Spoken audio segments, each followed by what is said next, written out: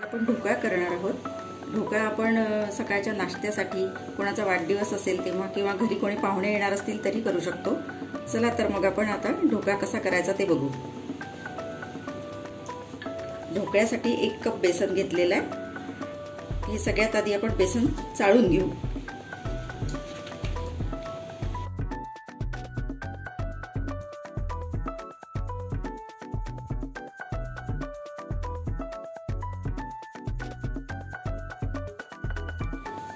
आता आपलं बेसन चाळून झालेलं आहे। आता आपण हे पाणी तयार करून घेऊ ढोकळ्यासाठी। हे 1 कप पाणी घेतलं, लॅक्टिक ॲसिड, 1 चमचा मीठ, साखर। आता आपण हे पाण्यामध्ये सायट्रिक ॲसिड, साखर आणि मीठ घातलेलं आहे, ते पाण्यामध्ये आधी आपण विरघळून घेऊ।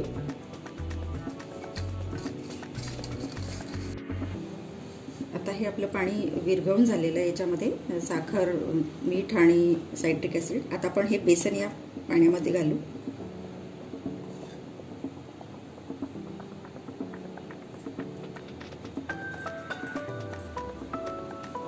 हे एकजीव करून घेऊ।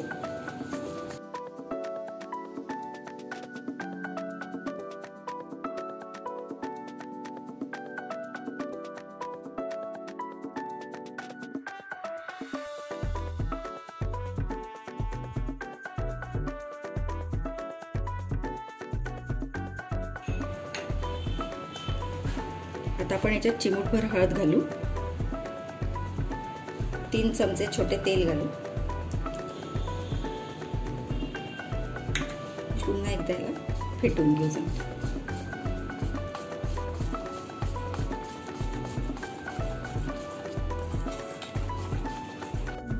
आता आपलं हे ढोकळ्याचं बॅटर तयार आहे। पण हे 5 मिनिटं असंच रेस्ट करायला ठेवून देऊ आणि तोपर्यंत कढईमध्ये पाणी गरम करायला ठेवून देऊ। कढई गरम करायला ठेवलेली आहे, त्याच्यात आपण पाणी घालू।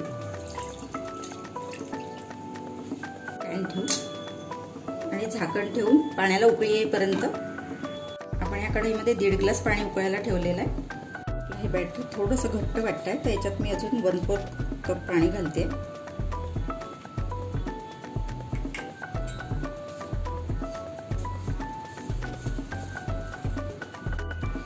या डब्यामध्ये आपण आता ढोकळा करणार आहोत, तर या डब्याला मी तेल लावून घेते।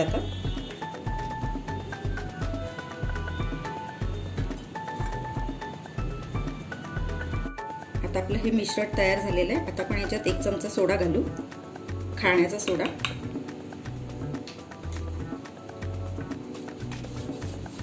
आणि याला चांगलं 5-6 मिनिट चांगलं फेटून घेऊ एकाच डिरेक्शनने।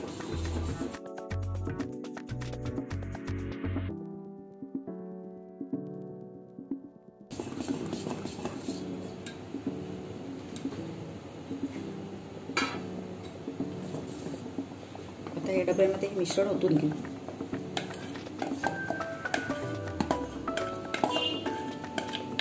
त्याला टॅप करून घेऊ। पाण्याला उकळी आलेली आहे।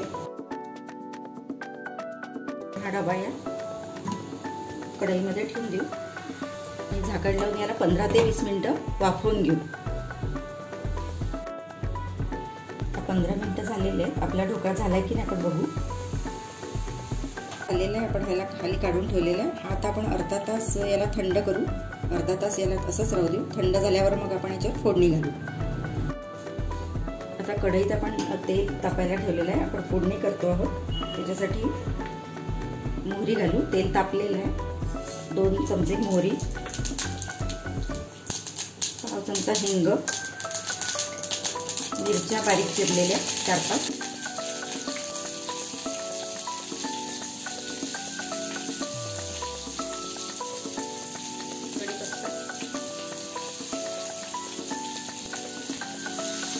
घालू आणि 1 कप पाणी घालू।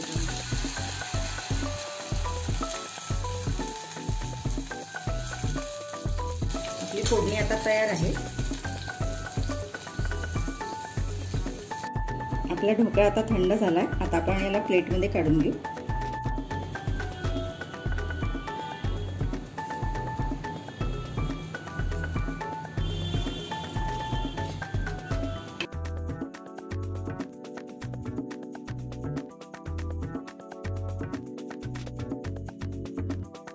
आता आपण या ढोकळ्याचे पीसेस करून घेऊ.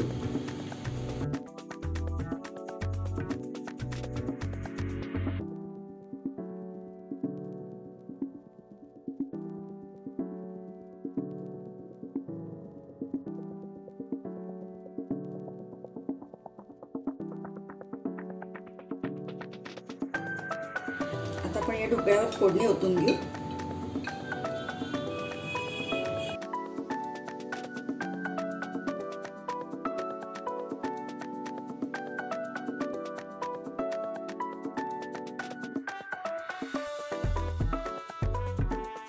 आपला ढोकळा रेडी झाला आहे. आपण त्याचे मस्त छान असे स्क्वेअर पीसेस करून घेतले, त्याच्यावर फोडणी टाकून, आणि खूप स्पॉन्जी असा झाला तो ढोकळा.